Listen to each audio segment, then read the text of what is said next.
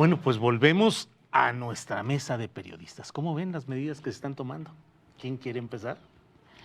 Pues yo quiero empezar, Julio, y voy a deshacer pues la línea informativa que tienes aquí. Está bien. Y ya dijo que era subversiva. Ya dijo que era su... Ya Dice que era empezó subversiva. Va bien. ¿Y sabes por qué la voy a deshacer? A ver. Porque hay una pandemia mayor y global que no podemos dejar de ver en este momento. La otra pandemia. La otra pandemia.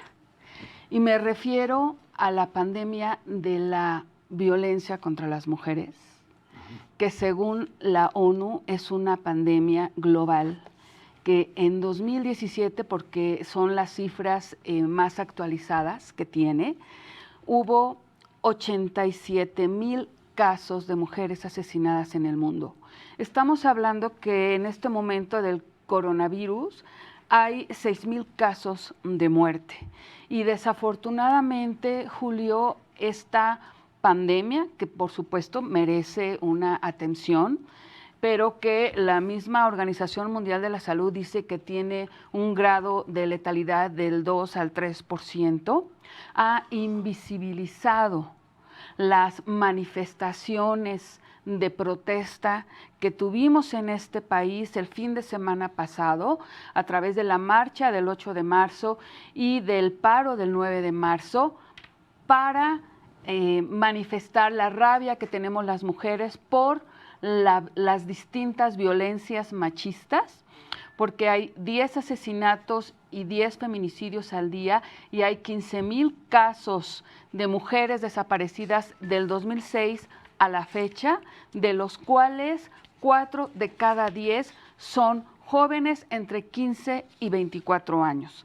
Entonces, Julio, a mí lo que me parece muy importante es que desafortunadamente el coronavirus lo que hace es tender una especie de velo para que el gobierno federal particularmente, no eche a andar una estrategia integral de políticas públicas para combatir estas violencias y agresiones contra mujeres y niñas, y que tiene como su marco normativo la Ley General de Acceso de las Mujeres a una Vida Libre de Violencia, y que tiene a partir de esta una metodología georreferencial que podría, a través de la cual se puede actuar de manera preventiva a nivel educativo y a nivel desde municipal para erradicar estas violencias. Y por último, Julio, quiero comentarte que esta preocupación también parte porque el día de hoy he recibido hace unos minutos un boletín de parte de colectivas feministas de Sonora, que como tú recuerdas, el 23 de febrero hubo una manifestación inédita de protesta en la que, y acciones directas de violencia en las que fue quemado y destruido el Tribunal Superior de Justicia del Estado. Bueno, pues en este boletín firmado por decenas de colectivas están denunciando que a partir de la marcha del 8 de marzo, mujeres que tanto participaron en la marcha fueron víctimas de agresiones físicas, golpes, intentos de ahorcamiento, y que a partir de ahí mujeres participantes de las colectivas les han roto los cristales de sus autos, ha habido vigilancia de autos afuera de sus casas, han recibido amenazas y desafortunadamente el tema del coronavirus de pronto invisibiliza las distintas manifestaciones también escolares, la toma de 13 planteles en la UNAM y de otros planteles a nivel nacional, universitarios y preparatorianos, y dejan una vulnerabilidad a todas estas expresiones en contra de estas violencias machistas, Julio. Bueno, tomada como ha sido la tribuna por nuestra compañera. Por favor. No es que viniéramos preparadas, pero adelante. No, yo creo que es muy importante, y ahora vamos a entrarle al tema del COVID-19, porque sin duda es algo que tiene que pues tomar nuestra atención como periodistas, como ciudadanas, ¿no? Estoy totalmente de acuerdo, pero ciertamente nos preocupaba mucho que justamente hace 8 días estábamos en un paro, ¿no?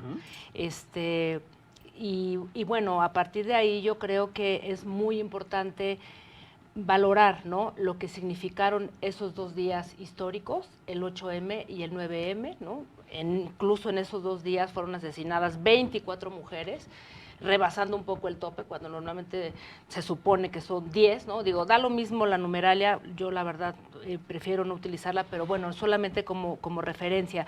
Entonces, creo que es muy importante porque en esa medida, como decía bien Laura, esa es la otra pandemia que no deberíamos de olvidar, y creo que tendríamos que poner atención en esto que va a pasar en los próximos meses a nivel global con esta pandemia del COVID-19, que va a trastocar los sistemas económicos, ¿no? Yo creo que culturalmente, socialmente va a haber cambios brutales, ¿no? Pero en el caso de México, por ejemplo, hay 2 temas que no deberíamos de olvidar.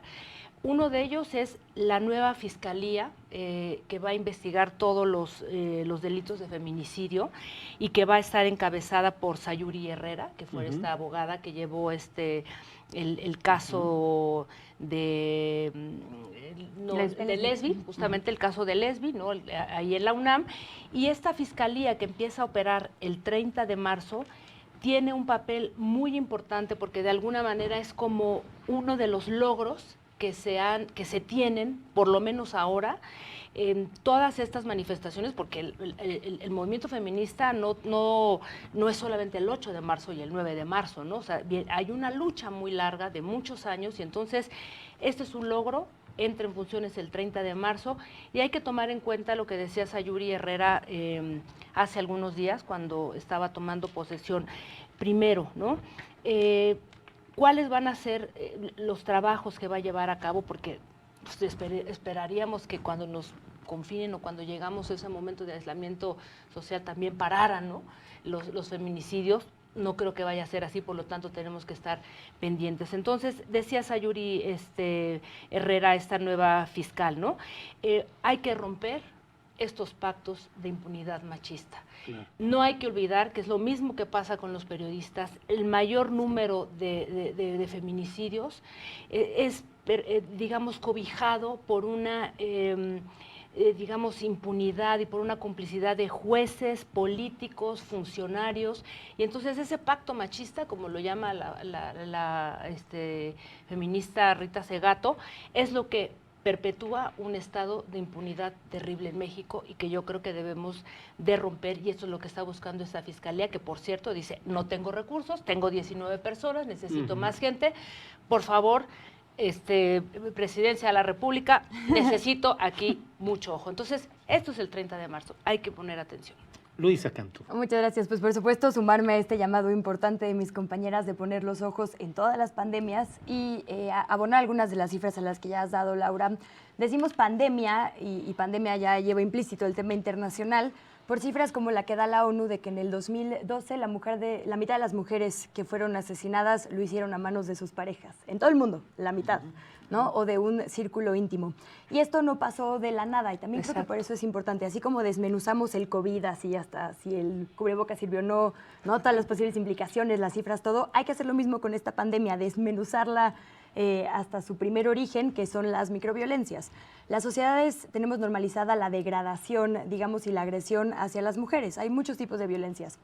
La física, la psicológica, la sexual, la económica, la laboral, la institucional, la simbólica, ¿no? La publicidad incluso que recibimos. Entonces, si todo el tiempo estamos degradando a la mujer y acostumbrándonos a eso, digamos, evitar llegar hasta el máximo punto de la violencia, que es el feminicidio, va a ser muy complicado. En México tenemos cifras sumamente preocupantes que no están tan lejanas, además, a las de otros países. Pero ahora que hablan de todos los mecanismos legales que tenemos para enfrentarlas, me parece importante también recordar una frase de la ONU que es: la igualdad en términos de efectividad solo se va a garantizar si no solo hay igualdad de oportunidades, sino de resultados también. ¿Y por qué digo esto? Claro que tenemos leyes muy bonitas, pero mientras estas leyes no se lleven a la práctica, no va a haber un cambio sustancial para las mujeres. Y les doy otro bonito dato. que es los países con mayor cantidad de mujeres ricas son los países que mejor calidad de vida tienen.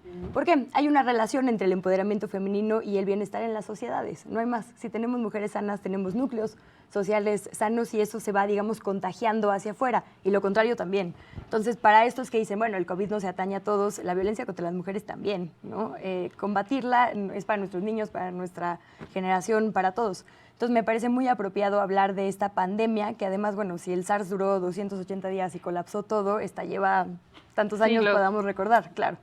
Y afecta a la mitad de la población mundial, ni más ni menos. A todos, a todos. Si Bueno. te afecta a la mitad, afecta a todos. ¿Qué puede decir un simple y solitario varón ante la elocuencia y la No, sapiencia? pues has hecho un trabajo magnífico de abrir los espacios Muchas a gracias. mujeres, a feministas, investigadoras, la verdad, un gran reconocimiento. No, Aunque te gracias. llamen feminista, ¿qué? Te han De dicho todo me ¿verdad? echan ahí. No, Saludos pero a más nuestros- bien nos gustaría que Saludos. compartieras los mensajes que recibes de hombres Uy, machistas que ahorita se los escuchan este pongo. programa. Ahorita se los Y la pongo. pregunta sería, como lo comentábamos hace un momento, ¿qué les molesta? O sea, digamos, Que hablen, que opinen, que digan, que Ay, tengan que- presencia. Y también que hagan un Que ejercicio nosotras propio. tengamos, Claro, que claro. hablemos, digamos, y Eso que tengamos molesta. presencia. No, Es una cuestión de poder, entonces. Pero a los hombres que les molesta tendrían que preguntarse qué es lo que les está pasando, por qué les da tanto conflicto que haya mujeres alzando la voz para que nadie se muera, porque no estamos pidiendo nada. además más. romper esos mandatos de masculinidad, yo creo, de verdad, estimados caballeros,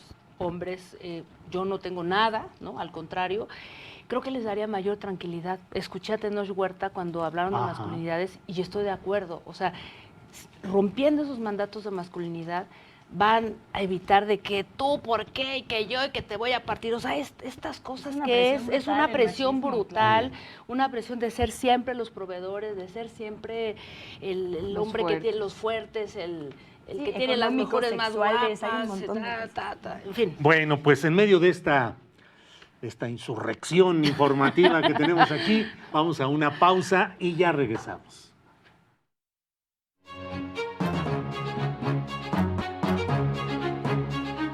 Bien, ya estamos de regreso. Muchas gracias por seguir en sintonía en La Octava. Hoy tenemos la mesa de periodistas en este lunes 16 de marzo. Estamos con Jacaranda Correa, con Luisa Cantú y con Laura Castellanos.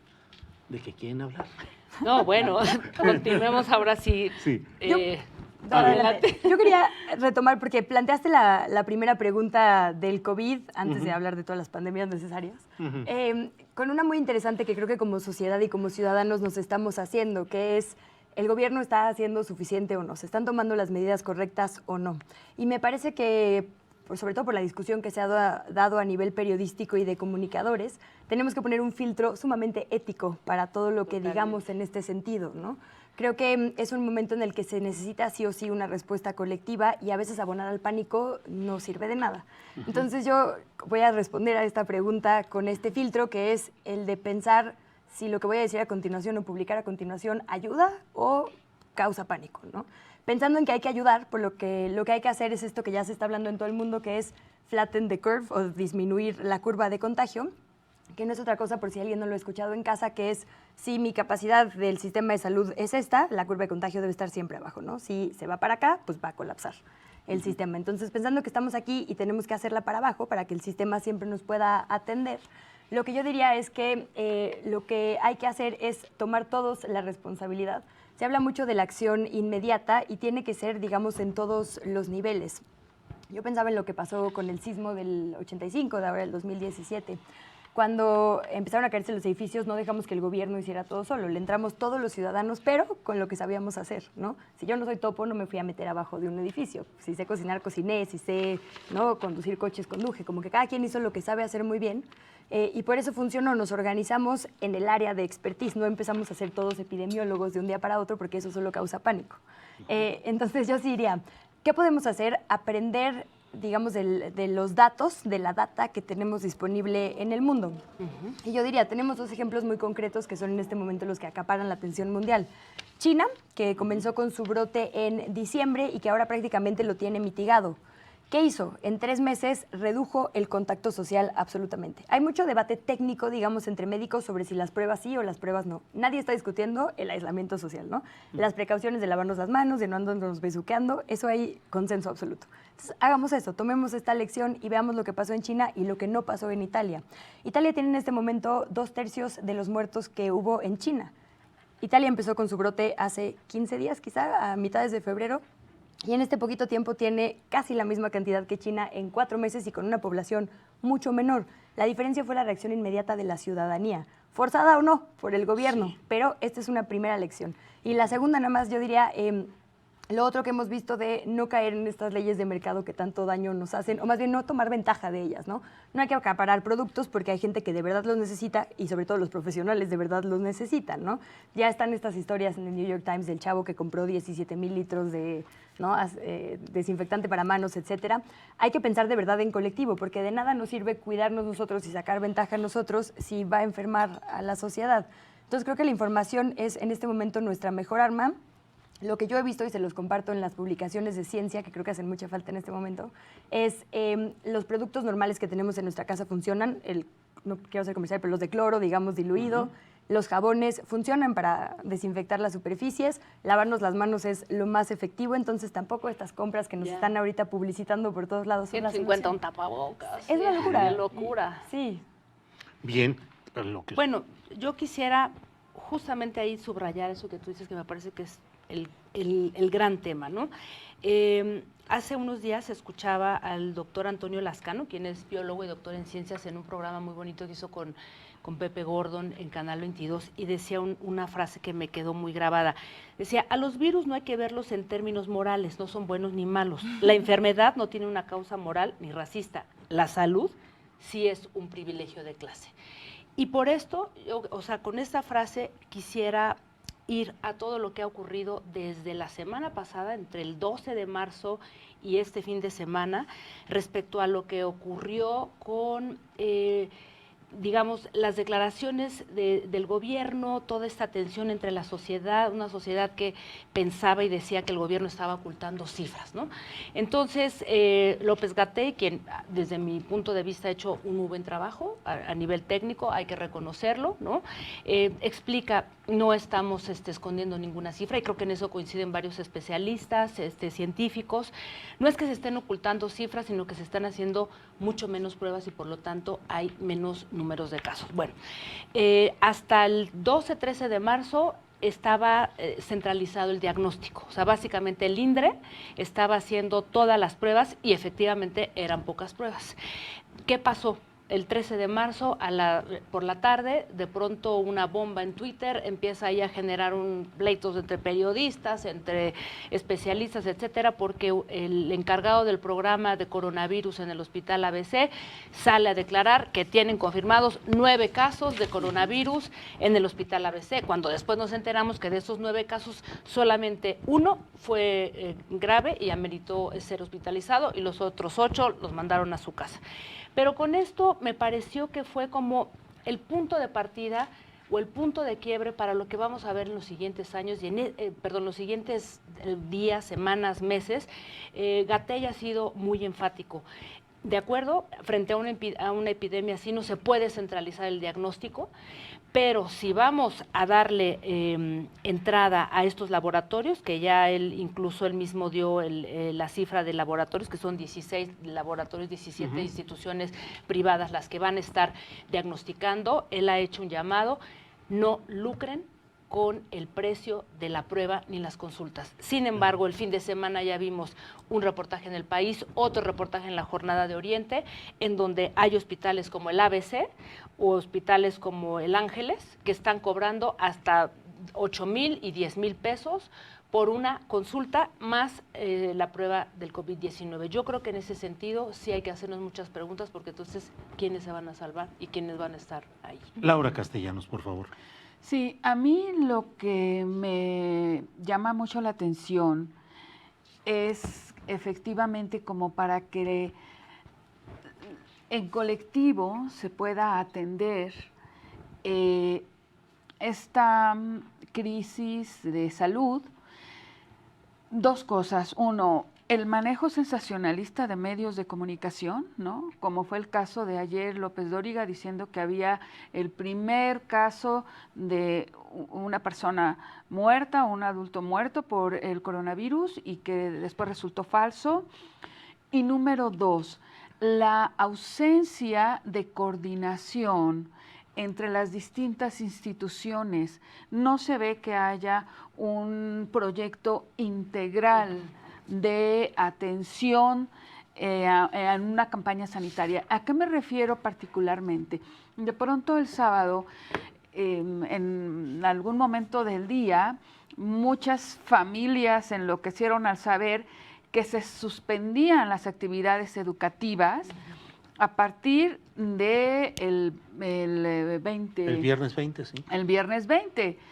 Y luego estados como Jalisco dicen, no, pero aquí va a ser a partir del martes. Y de pronto hay una ausencia total de políticas públicas para ver qué se va a hacer con la niñez, quién la va a cuidar, quién va a cuidar. Decía Lidia Cacho en un tuit, bueno, con el 9 de marzo se vio el peso de las mujeres en la vida económica y en la vida social de este país, y entonces a ver en quién debe recaer el cuidado de las niñas y de los niños, cuando de pronto las autoridades educativas dicen, pues ya, ¿no? Se suspenden las actividades por mes y medio. Sí, sí. Y ese es un gran punto, ¿eh? Y a lo pues que me sí. refiero es, a ver, políticas públicas tiene que ver con las mujeres de la administración pública van a poder cuidar a sus hijos, a sus hijas en casa, 1. 2, no, ayer el director de epidemiología en la noche en conferencia de prensa dice, oigan, momento, no se les vaya a ocurrir dejar a las niñas y a los niños con los abuelitos. Sí, Carajo, y entonces, ¿quién los va a cuidar? Pues o sea, sí. si no con los abuelitos y las mamás están trabajando, si no, el gobierno federal no está considerando estímulos fiscales para que las empresas también den permiso a las madres de cuidar a las niñas y a los niños, ¿qué va a pasar? Están poniendo realmente en un conflicto a las familias de este país por esta situación y no se están considerando políticas públicas para apoyar en el cuidado de esta niñez. Como siempre sucede, en lo más interesante llega el tal corte. Tal corte. Así es que vamos y ya volvemos, pero ya Luisa Cantú está levantando la mano de que ella quiere regresar ahorita. Ya volvemos.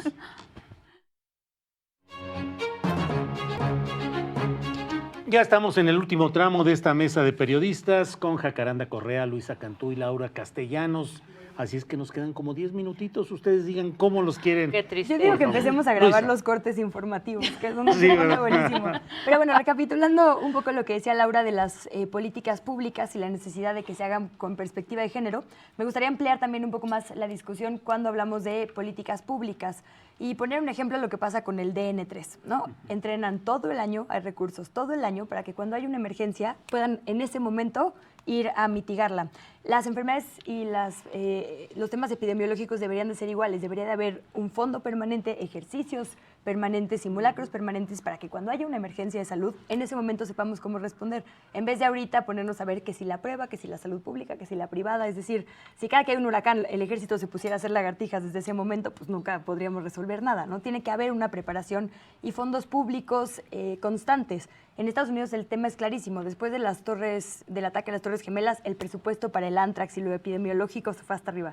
Y ahorita con Trump ya ni existe el área, ¿no? Porque ¿para qué? Y les está pasando lo que les está pasando en Estados Unidos. Y rapidísimo nada más, de otros debates que abre, además de las políticas públicas, yo sí confrontaría un poco lo que dices de si se debe centralizar el tema de las pruebas, porque también creo que entre más privados haya involucrados, más dudas nos van a dar de quién está haciendo negocio. Bueno. Hasta sí. Macron, ¿no? O sea, los mayores neoliberales o liberales en el mundo están diciendo, la verdad es que con la salud no deberíamos meter negocio. Totalmente Entonces, de acuerdo. Eso me parece un debate, y sobre todo con el debate en Estados Unidos en este momento, fundamental que tendríamos que dar. Pero no tiene en la todos los capacidad países. del gobierno federal para hacer solamente las pruebas, ese es el problema. No, de acuerdo. En general tampoco para asumir, Ya. digamos, el sistema de salud público, Claro. pero sí entonces ver, digamos, qué atribuciones va a tener cada quien y quién manda en dónde, ¿no? Si vamos a responder a las leyes del mercado o a las del gobierno en emergencias de salud. Ya. Solamente dar una pequeña cosita para apuntar a lo que dices muy brevemente. Estoy de acuerdo.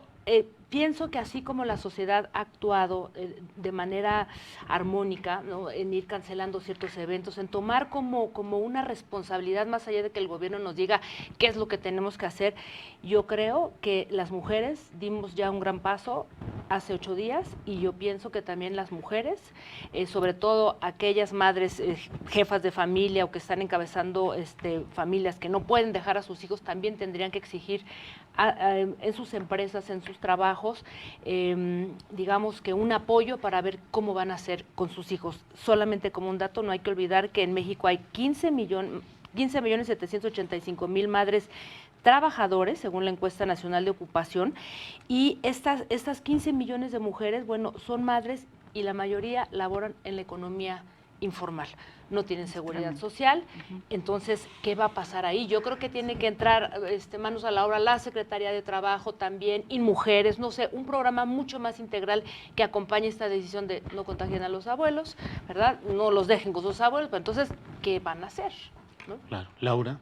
Sí, y algo que también a mí me parece importante es, de pronto yo el fin de semana me sentía como en una especie de esquizofrenia mediática, porque ahí tenemos al director de epidemiología diciéndonos que hay distintos saludos: el saludo militar, el saludo Thai, el saludo con los codos, el saludo con los pies, ¿no?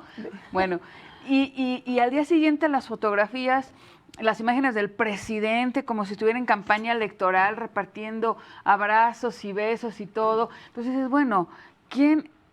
Es una cruce de información que confunde, y eso no ayuda para la mini campaña sanitaria que se ve en algunos espacios públicos, pero que no es verdaderamente, no es muy agresiva, digamos, y no hay una campaña integral. Y otra cosa que me llama también la atención es que ni siquiera entre las mismas instituciones hay una información que es similar, ¿no? Entonces, yo creo que eso es bastante confuso y uno, además, cuando entras a las redes sociales, al Twitter, era como, vamos rumbo a la República de los Zombies, ¿no? Todos vamos a morir. Y luego de pronto ves las imágenes del presidente con un collar de flores, y dices, bueno, ¿qué está pasando? ¿En qué país estamos? Y el subsecretario de Salud diciendo que el presidente, pues, seguirá, porque es una fuerza moral. No es una fuerza de contagio. Yo creo que no supo cómo explicarlo. Digo, no estoy defendiendo lo que está haciendo el presidente. Lo que el subsecretario quiso decir. Lo que el subsecretario quiso decir. No, yo creo que sí tiene que bajarle ya 2 rayitas, ¿no? Yo creo que el presidente debe de estar jugando, como decía hoy en la mañana, decía con Carmen Aristegui, no recuerdo si Lorenzo Meyer, alguien decía, ya dejen de jugar a niño travieso, señor presidente, ¿no? De querer llevar siempre la contraria, ¿no?, a lo que le dicen. Creo que estamos en un momento en el que el presidente debe de tomar cartas en el asunto, ¿no? Porque si no, como tú dices, esto desestima también la toma de decisiones y toda la información que está dando un equipo extraordinario de técnicos todos los días a las 7 de la noche, ¿no?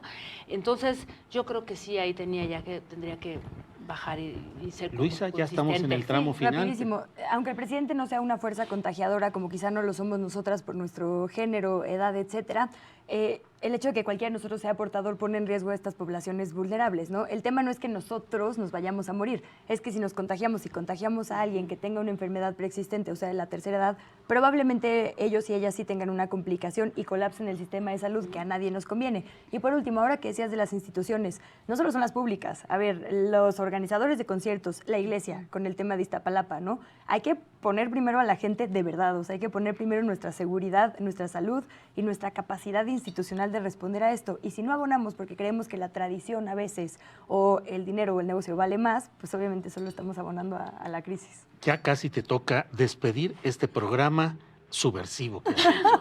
Así es que, por favor. Nuestros odiadores Ya, ahí en sí, tus redes sí. ya Ya casi han me dicho toca. lo peor. Pues yo cerraría diciendo que es muy importante que el presidente asuma esta responsabilidad, su responsabilidad como estadista ante esta crisis humanitaria y que no más besos a niñas y a niños durante sus giras. Si los adultos o las adultas quieren abrazarlo o quieren darle un beso es una cosa, pero que las familias le pongan a menores de edad en los brazos y que el presidente les dé un beso o les muerde el cachete, eso sí no, señor presidente. ¿Con los COVID o sin niños, COVID, no. eh? Sí, ¿Con COVID o sin COVID? Así es. con coronavirus o sin coronavirus, no. Último comentario. Bueno, yo me voy con lo que he leído en este fin de semana, como tú dices, muy duro. Creo que tenemos que subir nuestro nivel de reflexión. Es un momento en el que estoy convencida que hay una transformación. Estamos siendo testigos de algo que ni siquiera imaginábamos, ¿no? La economía se va a transformar y en estos tiempos de interconexión creo que nos toca mirar realmente el tipo de vida que hemos tenido. Ahora que vayamos al confinamiento, ¿verdad? A separarnos y a decir, se acabaron sus privilegios, creo que desde ahí nos toca reflexionar que esto no es una película de Hollywood, ¿no? Y que pues aquí no hay buenos ni hay malos, sino que tenemos que 60 segundos para que cierre ahora sí, Luisa. Nada más Qué también, responsabilidad. sí, sumar a lo que decías de cómo hemos vivido las condiciones de los trabajadores, por ejemplo, en Hubei, que es una parte industrial, no puede ser que eso no haya sonado, ¿no? El hecho de que, digamos, el primer contacto vulnerable son los barrenderos, los enfermeros, digamos, la gran parte de la población trabajadora de primera instancia, necesitamos también revisar todo eso. Creo que el debate va más allá de salud, va completamente a nuestras relaciones económicas y sociales. No sé si lo logré en 60 culturales. segundos. Y culturales. Bueno, pues ha terminado este programa subversivo. Gracias, Sobrevivió. Julio, Me muchas encanta. gracias. Gracias a ustedes. Gracias, Oye, Julio. y mándale a nuestros comentaristas un beso como Así el de, saludo no que se nos preocupen, enseñaste no. hoy. No los Que se quejan del odiamos, no nos feminismo. odien. Bueno, Besos pues, y abrazos. este es el final. De lejos. Este es el final de esta mesa de los lunes de las periodistas. Gracias a Jacaranda Correa, Luisa Cantú y a Laura Castellanos. Gracias. Gracias. Gracias. Gracias a ti, Julio. Nos vemos.